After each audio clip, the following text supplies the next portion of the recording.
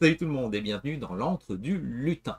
Noah, l'esprit protecteur, va déclencher la fureur des sœurs de l'Alliance. C'est un petit peu des guerrières qui sont tout autour de la planète pour aller se battre contre le roi Asmoth qui a essayé de faire plein d'attaques sur le monde, sur l'esprit de la nature. Donc ça avait commencé avec The Spirit of Eden, ça avait continué avec Colossus, et là c'est la contre-offensive.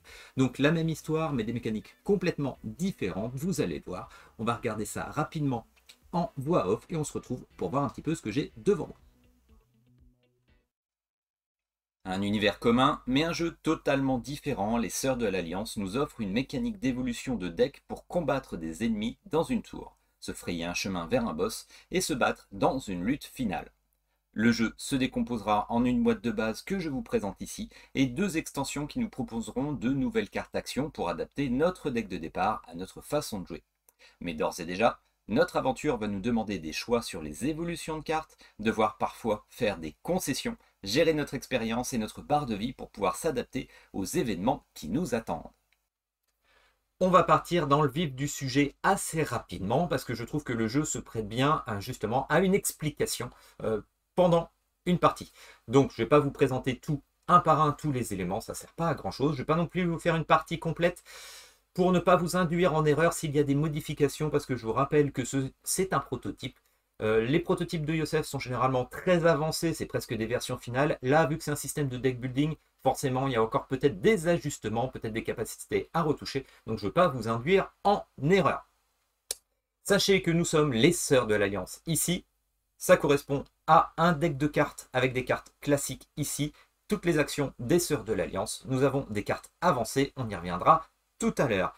J'ai une main de 5 cartes dans les cartes classiques, les cartes d'action normales, et on va aller se battre contre un boss. Donc j'ai choisi un boss parmi les 4, il y en a 3 autres ici. Comment ça va se passer? Eh bien notre boss est retranché, vous voyez, en haut d'une tour. Et oui, donc il va falloir aller le chercher. On va faire une ascension d'une tour pour essayer de se battre contre lui. Donc le boss, il est tout en haut. Pour savoir de combien d'étages la tour est composée, vous voyez un symbole, une porte, 2. Ça veut dire que je mets 2 étages en dessous pour aller me battre contre lui. Mes cartes d'action, elles sont là, donc je suis prêt. Je suis ce petit cube. Effectivement, je débute en bas sur la porte. Et le but du jeu va être donc de grimper pour aller le débusquer. Dans les étages, à chaque fois, 3 séquences qu'il va falloir faire avant de passer à l'étage suivant. Donc, on va essayer de crapahuter, d'essayer de monter en expérience, vous allez voir, de récupérer des trésors, essayer d'éviter des pièges, faire des choix entre prendre des pièges, les subir, mais effectivement subir des attaques pour peut-être monter en XP ou alors chercher des trésors. Voilà, je vous ferai peut-être des agrandissements, vous verrez ça ici dans l'encadrement, on verra ça tout à l'heure, enfin on verra ça au montage. Ce sera la surprise. Donc, nous sommes ici, 3 séquences, je vous ai dit. Donc on va débuter tout de suite pour des déplacements. Le déplacement se fait avec 2 dés. On lance 2 dés. Bah là j'ai un 1 et un 1. Donc je vais changer un peu. De toute façon, c'est qu'une explication, c'est pas une vraie partie. Un 1 et un 5. Moi je vais devoir choisir entre un de ces 2 dés pour savoir de combien je me déplace. Je peux me déplacer en montant, en allant sur la gauche, en allant sur la droite. Je n'ai pas le droit de redescendre. Par ici, voilà, avec la caméra, et je n'ai pas le droit de faire des allers-retours, de revenir en arrière sur mes pas forcément. Donc ça va décider un petit peu les événements que je vais rencontrer pendant ma partie. Les événements, qu'est-ce que je peux avoir? Eh bien, je peux rencontrer, et ça va me permettre de vous expliquer l'ordre en même temps, c'est dans l'ordre dans lequel on va les résoudre. On va commencer par les pièges, effectivement. Toute case qu'on va rencontrer, on devra cumuler un nombre de pièges, on résoudra les pièges à la fin du déplacement. Pareil, on va cumuler des combats. On ira chercher des ennemis ici qui sont dans des salles. Donc les ennemis sont en dessous. Voilà. Donc on ira chercher des ennemis pour les combattre, pour résoudre cet événement de combat. Et ensuite, une fois que ça c'est fait, on pourra aller récupérer les trésors sur lesquels on est passé pendant notre déplacement. Forcément, si c'est le dernier étage, il y a aussi la case du boss. La case du boss, on s'arrête dessus. Ce sera le dernier événement de notre déplacement. Donc, de l'aléatoire effectivement pour les déplacements, mais toujours des choix à faire. Pourquoi? Parce qu'effectivement, notre deck ici, il va falloir l'améliorer. Pour l'améliorer, vous vous doutez bien, il va falloir quelque chose, il va falloir de l'expérience. Donc améliorer son deck, il va nous falloir de l'expérience pour prendre les cartes, justement, et pouvoir les retourner. il nous faudra de l'expérience pour ça. Les retourner, qu'est-ce que ça va faire? Ça va être une amélioration pour ces cartes actions jusqu'à la fin de la partie. Donc vous voyez par exemple, cette carte qui inflige 2 dégâts et me prend 2 mana, et bien tout simplement, elle me prendra 3 mana, donc il faudra y penser avant de l'améliorer, parce qu'elle coûtera plus, mais par contre, elle fera 4 dégâts. Voilà. Ce sera pareil avec les cartes actions avancées, les cartes AA, comme elles sont expliquées. Donc, il me faut de l'expérience pour ça, on y reviendra ensuite. Mais également, il y a des trésors. Les trésors sont ici. Les trésors, ben, ça peut me rapporter de l'expérience, ça peut me rapporter des potions pour récupérer des points de vie. Ça peut me permettre de récupérer des cartes au choix dans le deck action, des choses comme ça. Donc, l'expérience primordiale, et ça me permet de faire un petit tour justement pour revenir dessus. L'expérience qui est ici, voilà, vous voyez, il y a 12 niveaux d'expérience, 12 points d'expérience qu'on va pouvoir engranger pour les utiliser tout au long de la partie à n'importe quel moment, même pendant un combat. Sauf certaines salles qui nous bloqueront, on y reviendra tout à l'heure. Là, c'est le bon exemple, c'est une salle obscure. J'y reviendrai tout à l'heure. Bon, alors, j'ai envie d'aller au combat, j'ai envie d'avoir de l'expérience, parce que là, je me sens un petit peu tout nu avec mes cartes de base. Donc, ce que je vais faire, c'est que je vais prendre le déplacement numéro 5, avec le chiffre 5. Donc, je vais tenter de me déplacer. Je vais peut-être éviter les pièges. Bon, bah, je vais le faire pour vous montrer comment ça fonctionne. Donc, je vais faire un coup vers la droite, un coup vers le haut. Voilà, ça fait 2, 3, 4, 5. Voilà. Je cumule tout ce que j'ai rencontré, tous les événements que j'ai rencontrés. Là, du coup, on fait dans l'ordre, comme je vous ai dit. On va commencer par les pièges. J'ai rencontré un piège. Ce piège, comment je vais le résoudre? Je vais prendre un dé pour savoir la résolution du piège. C'est un piège de niveau 4. C'est le 1 ici. J'aurais pu subir directement un dégât, défausser une carte au hasard de ma main ou défausser les 5 premières cartes du deck action. Là, c'est un piège de niveau 4. Comment ça va se passer? Alors, tout simplement, j'ai un piège de niveau 4. Je prends ce niveau 4. Je peux à tout moment, enfin à tout moment non, au début de cette résolution de piège, prendre une de mes cartes, la défausser. Donc je vais la défausser, je la retire, voilà. Et je prends le nombre de mana, ça me permet de soustraire 4 moins 2. Et ensuite, je lance un dé et je soustrais encore ce chiffre. Ça me donne 4 moins 2 moins 1, ça fait un point de dégâts, je perds un point de vie, tout simplement. J'ai pas envie, franchement, de perdre une carte dès le début, j'ai pas d'XP et tout, je me sens tout nu. Je préfère encore prendre des points de dégâts. Ça va me permettre de vous expliquer un petit peu les points de santé, justement. Donc, le piège de niveau 4, ça fait 4 moins 1, moins 0 carte, 0 carte que je... Enfin, 0 point de mana dans une carte que je défausse. Donc, ça me fait, du coup, 3 points de vie à perdre. 1, 2, 3. Alors, on va revenir justement sur les points de santé. Les points de santé... Comment ça se passe? Eh bien, vous voyez qu'il y a des paliers. Voilà, il y a le palier légendaire, le palier héroïque, le palier âme vaillante, le palier ombre naissante. Alors, comment ça se passe? C'est simplement que ça va simuler, enfin moi c'est comme ça que je le prends, ça va simuler des blessures plus ou moins graves qu'il faut soigner avant qu'elles soient trop graves, qu'on passe un palier et que justement on ne puisse plus revenir en arrière. Parce qu'effectivement, de 39 à 30, on est en légendaire ici. De 39 à 30, on a un palier. Si on passe à 29, quoi qu'on fasse, quoi qu'on soigne avec des cartes ou avec des potions, eh bien on ne pourra jamais revenir sur le palier supérieur. Donc il va falloir gérer sa santé et justement parfois anticiper pour remonter sa santé avant de passer des paliers. Parce qu'une fois qu'on va se retrouver contre le boss, si on se retrouve sur un des paliers inférieurs, là, si on se retrouve avec maximum 19 points de vie, ça peut être un petit peu gênant. De même, ces paliers avec des noms légendaires, héroïques et compagnie, c'est un petit peu votre réussite à la fin de la partie, suivant le palier dans lequel vous êtes et que vous avez battu le boss. Ça vous permettra de savoir sur quel palier vous êtes. Voilà, tout simplement. Donc, qu'est-ce qu'on a dit? On a dit qu'on était sur le 37, hein, c'est ça? J'ai perdu 3 points de vie. Donc, 1, 2, 3, bon, 36 alors. Voilà, donc ça c'était les points de vie. On a vu les pièges. Et ensuite, qu'est-ce qui se passe? Eh bien, dans mes pérégrinations, je sais plus, je sais plus. Allez, dans mon mouvement, dans mon déplacement, j'ai rencontré 3 épées. 1 plus 2. Ça fait 3 ennemis que je vais devoir battre pour ce déplacement, pour cette première séquence. Donc les ennemis, ils sont ici dans des salles. Donc vous voyez effectivement, il y a des salles qui sont différentes avec des capacités à chaque fois. Je vous le dis avant de passer à la prochaine, la salle obscure par exemple, vous ne pouvez pas dépenser vos XP durant un combat. Salle des tortures, vous pouvez jouer un maximum de 2 cartes de votre main par round. Cellule, à la fin de chaque round, perdez 1 point de santé si vous n'avez plus de cartes en main. Ça, c'est des effets qu'on va utiliser, pas pour là, parce que là, ce sont les ennemis que j'ai tirés. Voilà. Mais cette salle qui apparaît, la salle des potions, justement, on va appliquer son effet pendant le combat. Alors la salle des potions, elle est bénéfique. D'ailleurs, il y a un petit errata dessus, c'est pour ça, c'est un prototype, hein, je vous le rappelle. Je vais rajouter, vous pouvez, au début du combat, retirer de la partie une carte de votre main pour gagner 2 points de santé. Allez, vu que celle-là, il y a un errata, je vais passer à une autre, hein. On va pas s'embêter. Hop là. Salle de culte. Chaque ennemi gagne plus 1 point de santé, mais ne peut excéder 6. Ah ça, c'est un petit peu embêtant. Donc vous voyez, c'est des choses qui vont nous embêter pendant notre partie, pendant notre combat contre les ennemis, justement. Alors, comment ça se passe pour les ennemis? Là, vous voyez, j'en ai 3 dans mon déplacement. Je tiens à le préciser, s'il y en avait eu plus, j'aurais d'abord fait un combat à 3, et j'aurais ensuite fait un combat avec les autres. Toujours par triplette, les ennemis. Voilà. Je regarde les points de santé, enfin les points de défense des ennemis, et leurs points d'attaque. Je mets en concordance, donc 6 ici, on a dit 4 là, 3 points d'attaque. Donc les points d'attaque, ce seront les points qu'il me fera à la fin du tour s'il est toujours là. Donc vous comprenez bien qu'un squelette, bah, il est super résistant parce que bon, bah, ça reste qu'un sac d'os. Mais par contre, il fait pas trop de dégâts parce qu'il n'a pas trop de dextérité, on va dire. Et ce personnage-là, cet ennemi-là, eh bien, c'est de l'aléatoire. Donc ça permet un petit peu d'adapter pendant la partie, d'avoir toujours un petit peu quelque chose de différent.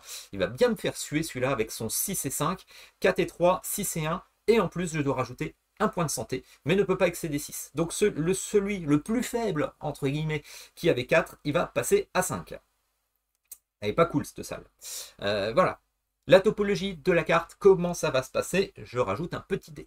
Alors un petit dé, mince, j'ai fait le mauvais choix peut-être de rajouter un dé qui était transparent. C'est pour compter le nombre de rounds pendant le combat. Donc je ne sais pas si vous voyez bien, c'est le premier round. À quoi ça va servir?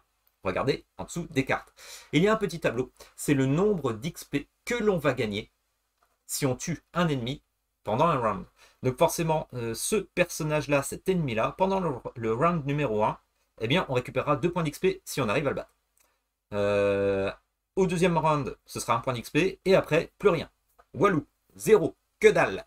Donc, la stratégie va être à mettre en place pour savoir mitiger entre parfois accepter de prendre des dégâts, faire un focus sur un ennemi qui peut nous rapporter de l'expérience, ou alors au contraire, essayer de garder le plus de points de vie en mettant de la défense. Voilà, en essayant de choisir un autre personnage qui fait beaucoup plus de dégâts. Peut-être que celui-là, il faut que je le focus justement, non pas pour gagner son XP, mais justement pour essayer d'éviter d'avoir des dégâts à la fin du tour. Celui-ci, je vois que justement, il peut me rapporter 1 point d'XP au troisième round, donc je peux me permettre de le laisser me taper un peu, surtout qu'en plus, il ne tape qu'à 1. Il a 6 points de vie, 6 points de défense, et il ne tape qu'à 1, donc celui-là, je vais peut-être le laisser de côté. Prioriser celui-ci, parce que les points de dégâts qu'il me fera seront plus puissants. Donc, c'est à voir, c'est à mitiger, c'est à nous de choisir suivant notre tactique. Ces points d'XP, à quoi ils servent? On va revenir dessus du coup. Effectivement, une petite carte qui est ici. J'ai commencé à vous en parler un petit peu. Pour un point d'XP que je pourrais utiliser à n'importe quel moment dans ma partie, même pendant les combats, je pourrais améliorer une carte action, une carte A, ou une carte action avancée si j'en ai acheté. Améliorer, je vous en ai déjà parlé, ça permet de la retourner pour l'avoir jusqu'à la fin de la partie de l'autre côté, donc améliorer. Améliorer, ça peut aussi vouloir dire changer un petit peu sa capacité. Je sais qu'il y a une carte qui rapporte du mana très facilement, mais si on l'améliore, elle permet de bourriner, mais il n'y a plus cette notion de récupération de mana. Donc parfois c'est un choix à faire, parfois aussi la carte sera plus dure à utiliser parce qu'elle demandera plus de mana, mais elle sera plus puissante. Donc toujours choisir pour est-ce qu'on veut améliorer cette carte, à nous de voir pour construire notre deck. On peut aussi donc récupérer pour 2 points d'XP, on peut récupérer des points, des cartes avancées, des cartes actions avancées, les cartes AA. Donc il y a 2 petits decks et c'est un peu notre marché. On choisit celle-ci ou celle-ci quand on veut récupérer une carte que l'on met directement dans notre main. Donc forcément, les cartes actions avancées, c'est une carte plus puissante, voilà, qui peuvent s'adapter à notre stratégie, à nous de choisir. Vous voyez, il y a des petites choses qui sont intéressantes. J'en profite parce que ça permet d'expliquer un petit peu le type de carte que l'on a. Par exemple, on a là relancé une fois un dé d'attaque. Un dé d'attaque, vous voyez, le fond rouge, les dés d'attaque, j'en ai lancé un ici. C'est ça les dés d'attaque. Donc peut-être que le 5, si j'avais eu cette carte, gratuitement, parce qu'il y a 0 en mana, on va y revenir après, eh bien, j'aurais pu relancer ce dé pour avoir un chiffre plus faible, peut-être. Cet ennemi m'aurait un petit peu moins embêté. Donc voilà. On peut aussi, pour un point d'XP, relancer le dé mana. On y reviendra tout à l'heure. Donc rappelez-vous que le dé mana, l'XP peut nous servir à ça. C'est pour ça que ça peut toujours être utile de garder de l'XP. Pour un autre XP, on peut relancer les 2 dés mouvements. Les 2 dés mouvements, c'est ceux pour me déplacer dans un étage, vous l'aurez compris. Je peux pour 3 XP récupérer une potion. La petite potion jaune ici. Et je la dépense quand je veux. Elle me permet de récupérer 5 points de vie. 5 points de vie, je vous rappelle, les paliers. Toujours intéressant d'avoir une petite potion de côté pour éviter de se rapprocher du palier inférieur. Voilà, à anticiper ça. Sinon, pour un XP, on peut bannir une carte après l'avoir jouée. Donc la carte, elle ne sera pas perdue, on va réussir à la jouer. Et par contre, après, elle sera retirée du jeu. Ça nous permet d'épurer le deck. Pardon. Voilà, donc on va revenir à nos moutons, ou plutôt à nos ennemis. Et comment ça va se passer pour ce premier round? Eh bien, tout simplement, je vous ai parlé d'un dé de mana ici, avec l'XP. Et effectivement, je lance un dé. Cette mana, en fait, c'est ce qui va me permettre d'utiliser mes cartes. Topologie des cartes actions. Là, hop, le coût en mana qu'il faut utiliser, donc celle-ci, c'est 2. Pour pouvoir l'utiliser contre les ennemis, enfin contre les ennemis, pour pouvoir l'utiliser, hein, parce qu'il y a des cartes, c'est pas contre les ennemis. Ici, c'est le niveau, donc là, elle est à 1. Ça veut dire qu'elle n'est pas évoluée. À 2, elle serait évoluée. Et ensuite, la description de l'effet de cette carte. Donc dans les cartes, alors je ne vais pas vous montrer toutes les cartes, surtout qu'effectivement, il va y avoir des extensions plus tard. Donc, pour ce que j'en vois dans la boîte de base, les cartes sont relativement basiques, on va dire. Enfin, basique, j'aime pas ce terme. On va dire que ça permet d'avoir une porte d'entrée pour commencer à se familiariser au jeu. Et d'après ce que j'ai compris en parlant avec Youssef, effectivement, il y a d'autres effets qui arriveront, qui permettront d'être un petit peu plus avancés, justement, pour une fois, pour les joueurs qui n'ont pas forcément l'habitude de ce style de jeu. Ça va leur permettre d'avoir un apprentissage petit à petit et d'avoir des paliers après avec des nouvelles cartes qui vont arriver pour changer le deck, pour l'adapter à leur jeu, en fait. Tout simplement. On ne va pas dire l'améliorer, mais pour l'adapter à leur jeu. Donc je pense qu'il y aura de nouvelles mécaniques. On en a parlé. J'en ai aussi proposé parce que je suis comme ça. Et puis ben voilà, j'aime bien cliquer dans les projets. Donc il y a des cartes toutes basiques qui permettent d'infliger des dégâts. Infliger des dégâts, piocher une carte.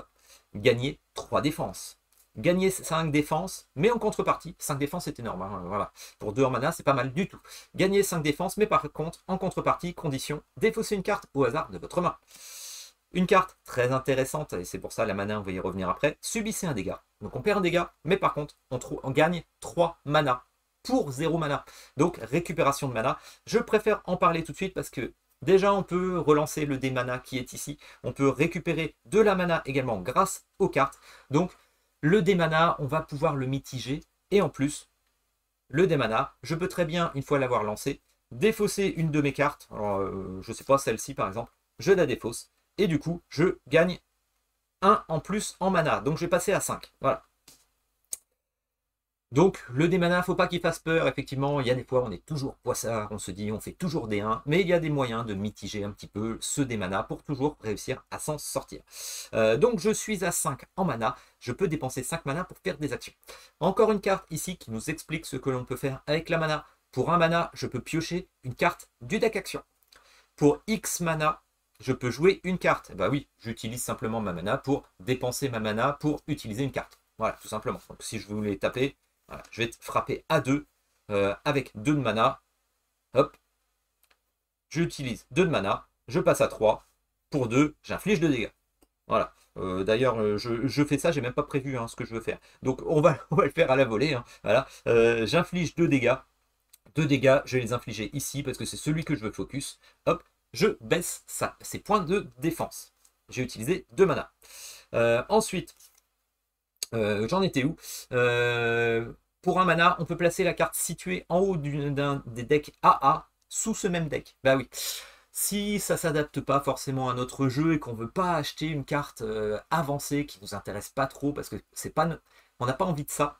C'est pas dans notre philosophie de jeu qu'on préfère une carte peut-être pour bourriner. Par exemple, celle-ci, relancer un fois un dé d'attaque. Une fois un dé d'attaque, je pourrais prendre pour un point de mana, prendre cette carte et la placer en dessous, en espérant avoir une carte d'attaque un peu plus puissante que le relancer une fois un dé d'attaque, quelque chose qui est quelque part un passif plus que... Enfin, vous voyez, c'est pas un passif, mais comment dire, une action qui ne va pas m'aider directement à affronter les ennemis. Voilà, qui va me permettre peut-être de relancer un dé. Ça me botte pas forcément, je préfère peut-être avoir une attaque. Donc cette carte, je la passerai pour un point de mana en dessous. Et effectivement, le petit encadré en dessous, au début d'un round, défaussez une carte de votre main pour gagner plus un mana, une seule fois par round. C'est ce que j'ai fait tout à l'heure, en défaussant ici, pour gagner un point de mana. Voilà, on va revenir vers nos moutons, on va faire un petit peu une simulation. Voilà, donc là je suis plus qu'à 3 points de mana. Celui-là, j'aimerais vraiment bien le bourriner, mais j'ai pas grand chose. Alors ce que je vais faire, je vais utiliser pour 2 points de mana encore ici, il me restera 1 point. Je peux infliger 2 dégâts. Donc celui-là, je vais le baisser, il va passer à 2. Hop, pour 2 points de mana. Et je pioche une carte, ce qui m'intéresse, parce qu'ici, j'ai une carte qui me permet de faire un effet un petit peu de zone, 2 fois 2 dégâts. Par contre, il me faut 3 mana. Qu'est-ce que je peux faire? Ce que je vois, c'est que j'ai une carte, subissez un dégât, gagnez 3 mana. Donc, je vais prendre un dégât, encore une fois, hop, et je gagne 3 mana, je passe à 4. Avec 4 de mana, ça va me permettre justement de passer à l'offensive. Alors vous remarquerez que là je fais de l'offensive, mais je fais rien d'autre. Hein. Voilà. Je fais pas de défense, je fais que dalle, alors que je pourrais, hein. Je vais m'en prendre plein la gueule peut-être. Mais ça me permet de faire pour 3 mana, hop, il me reste un mana, 2 fois 2 dégâts. Donc celui-ci, je le tue. Et lequel je vais baisser? Celui-là, je vais le passer à 3 en défense.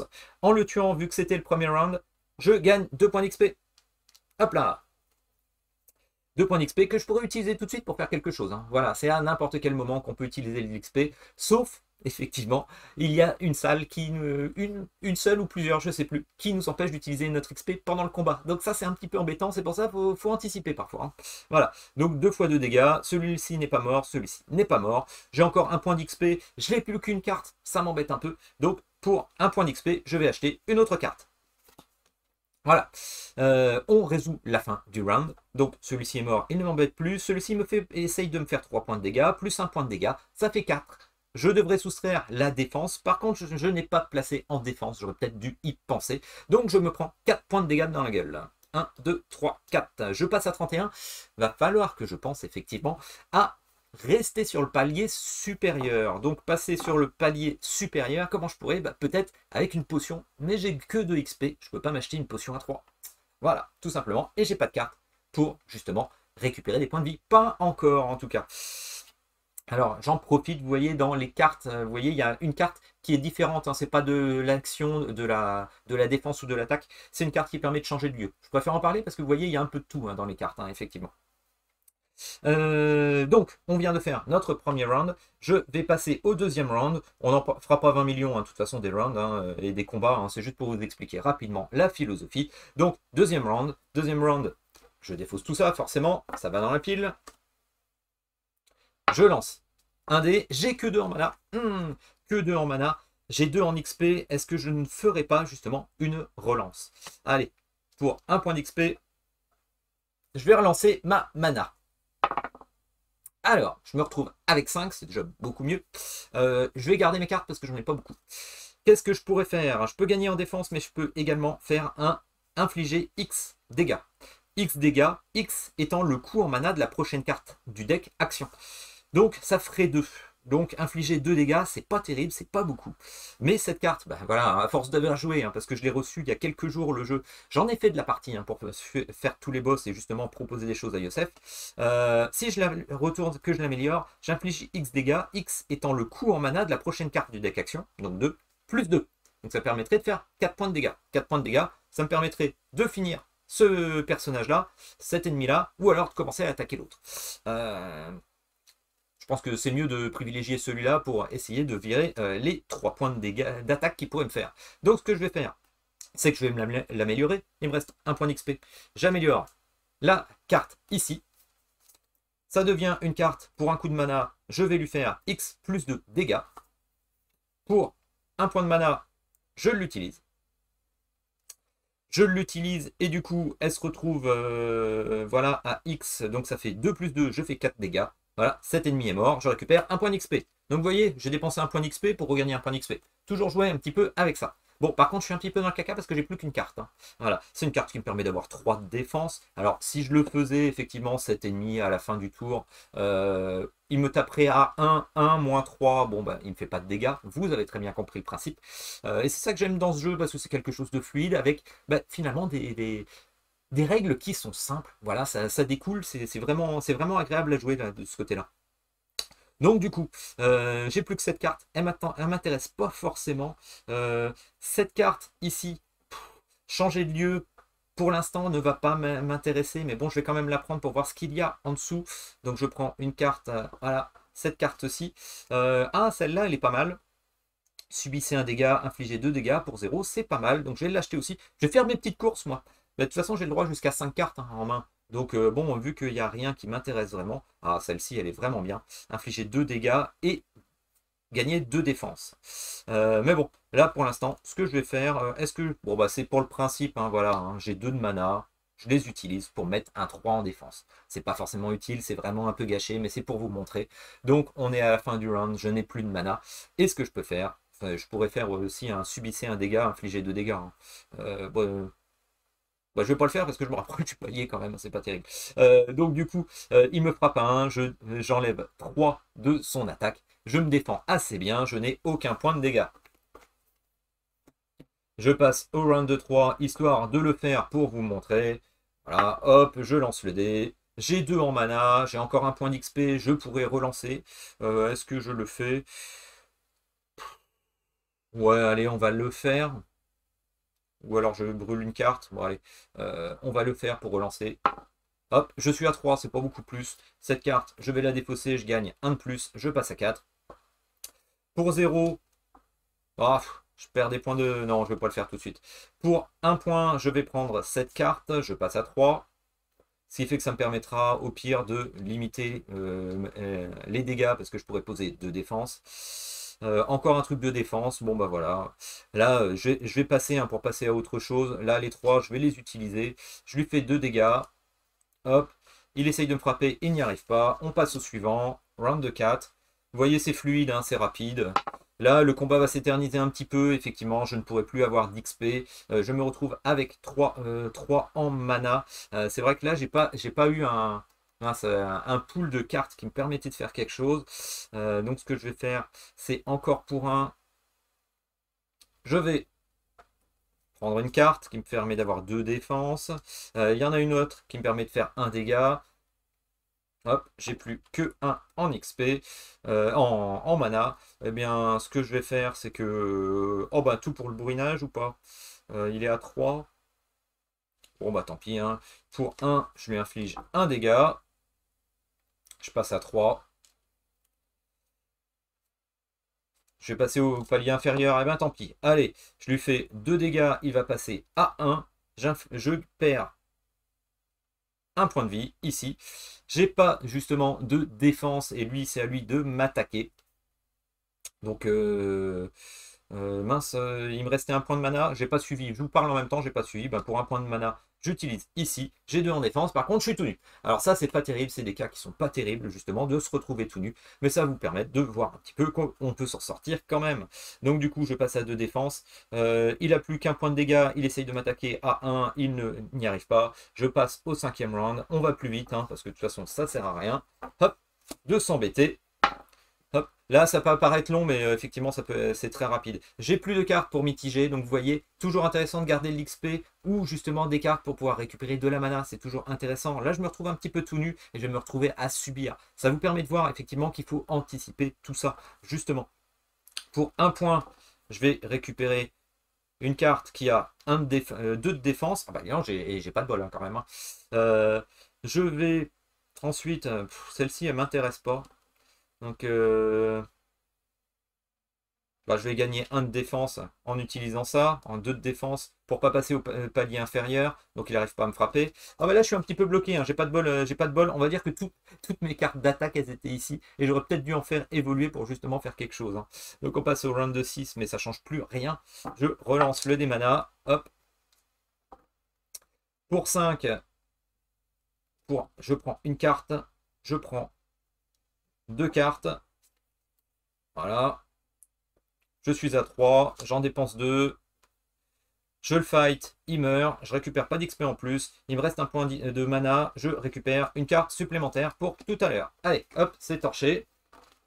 Voilà, j'accélère un peu le mouvement, hein, parce que c'est bien de blablater pour vous montrer un tour complet, mais bon, là, c'était pas le plus fun. Je tombe sur un sac à PV. Bon, bah voilà. Hein.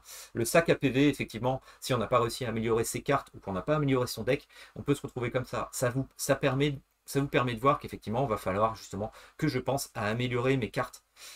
Parce que là, je vais me retrouver dans des situations comme ça où c'est bien, parce que c'est un sac à PV qui ne me fait pas beaucoup de dégâts.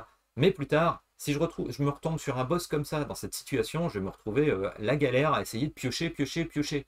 Donc tout l'intérêt va être justement d'améliorer mon deck. Il va falloir que j'y pense, il va falloir que j'aille chercher des cartes avancées vraiment. Hein. Donc je remue ça. Hop, notre nouveau deck est ici. Voilà. Et on va pouvoir passer à la suite. Donc vous aurez très bien compris l'explication pour les combats. Si j'avais eu encore des ennemis, parce que j'avais fait par exemple 4, j'aurais fait un autre combat en partant du round numéro 1 avec un combat avec un ennemi supplémentaire si j'avais eu 4 cartes ennemies rencontrées ici. Je devrais faire ma deuxième séquence pour me déplacer. Comme vous le voyez effectivement sur la carte, je pense que j'ai fait l'incrustation. Après, si je veux aller sur un des trésors, je vais être obligé de passer par un endroit où il y aura 3 rencontres. Donc à voir, sachant qu'il y a un trésor en haut qui sera un trésor A. Donc j'en ai pas parlé, on va simuler comme si j'étais sur un trésor. Effectivement, donc je ferai le déplacement. Je lancerai les 2 dés. Je choisirai pour mon déplacement, bah là ça tombe bien. Donc je fais 1, 2. Là du coup j'ai 3 rencontres, donc 3 ennemis qu'il faudrait que je combatte. Je croyais avoir fait un 3. Bon. Et un 2. Un 2, pardon. Donc 1, 2. Je vais avoir 3 ennemis à combattre. Ça me permet de vous montrer un petit peu les ennemis différents. Oh, celui-là, il fait mal. Hein. Un bretteur qui fait mal, mais il n'a pas beaucoup de points de défense. Donc, à la rigueur, ça va. Et celui-là, 3 points d'XP si je le bats au premier round. Donc, je fais mon combat, parce qu'on fait toujours dans l'ordre piège, combat, trésor. Vous voyez, il faut appliquer la salle, c'est la forge. Vous pouvez dépenser 1 XP pour gagner 6 défenses, limité à une seule utilisation lors du combat. Une fois que j'ai fait mon combat, je peux prendre mon trésor qui est ici. Je prends un dé. Hop, le 1, récupérer une carte au choix dans le deck action. Donc je peux choisir une carte. Forcément après, je vais remuer. Voilà.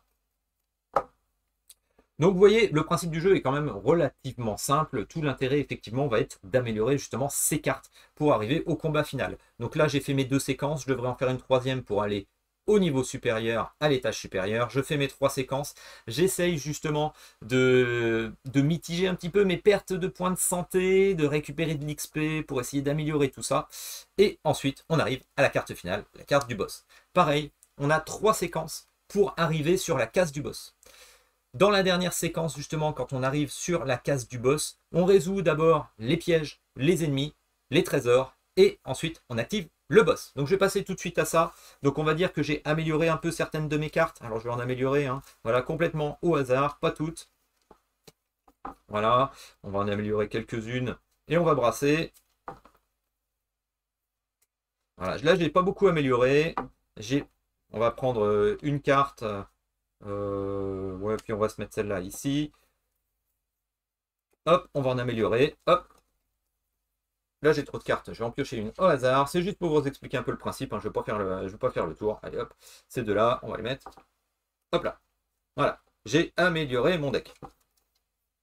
Complètement aléatoirement pour vous expliquer de toute façon juste la philosophie du boss. Donc, on fait notre dernier déplacement, notre dernière séquence. On résout piège, ennemi, trésor, boss. Boss.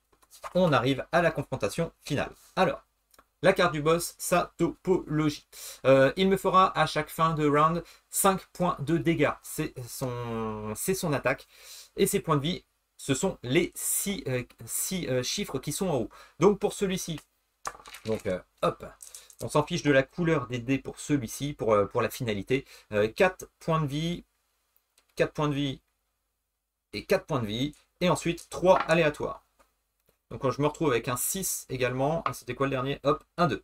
Voilà, je les ai mis en ordre décroissant. Comment ça va se passer? Eh bien pour le boss, il va falloir frapper le boss pour le tuer 6 fois. En fait, c'est comme si on avait un boss, imaginé dans un jeu vidéo. On en a certains où en fait, il y a plusieurs endroits justement sur son armure qu'il faut détruire pour pouvoir le tuer lui. On va simuler un petit peu ça comme si c'était un big boss d'un jeu vidéo.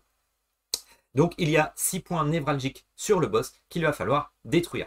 De plus, j'attire votre attention sur une capacité. Oui, ce boss-ci a la capacité gardien. Ça fait qu'à la fin de chaque tour, s'il est tout seul sur la table de jeu là, je lancerai un dé. Si c'est en dessous de 3, je rajouterai un ennemi avec lui. Voilà. Donc là, c'est le premier tour, ce n'est pas le cas. Hop. Donc, on va se retrouver pareil. Plus d'histoire de round, hein, on s'en fiche un petit peu. Les compteurs de round, on ne récupérera pas de l'XP en plus. D'ailleurs, j'ai plus d'XP à dépenser pendant le combat. Je suis un peu dans le caca, mon Dieu. J'ai pas de potion non plus. Et je vais devoir me battre contre cet ennemi et détruire ces 6 points névralgiques. Les 6 points névralgiques, par contre, chaque point névralgique devra être tué en un coup. Oui, donc on pourra cumuler des cartes. Par exemple, je pourrais faire... Alors attendez, dans ce que j'ai pris tellement au hasard. Voilà, par exemple. Là, j'ai une carte qui me permet d'infliger 6 dégâts. C'est la plus grosse carte dégâts du jeu. Si elle n'était pas améliorée, elle me permettrait de faire que 5 dégâts. 5 dégâts, si je la jouais pour 2 points de mana, eh bien, je ne pourrais pas prendre ce dé à 6 et le passer à 1 comme un ennemi normal. Non, non, non. Il faut que je cumule des cartes pour tuer un dé en un coup. Voilà, pour détruire un point névralgique en un seul coup. Donc, il faut que je cumule certaines de mes cartes, justement, pour faire des attaques, pour tuer un dé complètement. Donc, celle-là, on va dire que je l'avais améliorée. Donc, à la rigueur, je peux infliger... Voilà. Allez, on va se mettre 4 points de mana. 4 points de mana pour un. J'ai la chance d'avoir amélioré, grâce à mes points d'XP, à avoir pris une carte améliorée, une carte action améliorée. Je l'ai augmenté, je suis passé à 6 points de dégâts. Je peux, pour un point de mana, détruire ce dé. Qu'est-ce que je peux faire d'autre? Je peux gagner de la défense, pour 3, voilà, je pourrais également, pour 3, je pourrais utiliser cette carte qui infligerait 3 points de dégâts. 3 points de dégâts, je peux détruire ce dé, ou je peux détruire ce dé. Je ne peux pas commencer à entamer celui-ci. Donc, si j'avais eu... on va prendre des choses un petit peu infliger 2 dégâts, voilà, on va virer ça.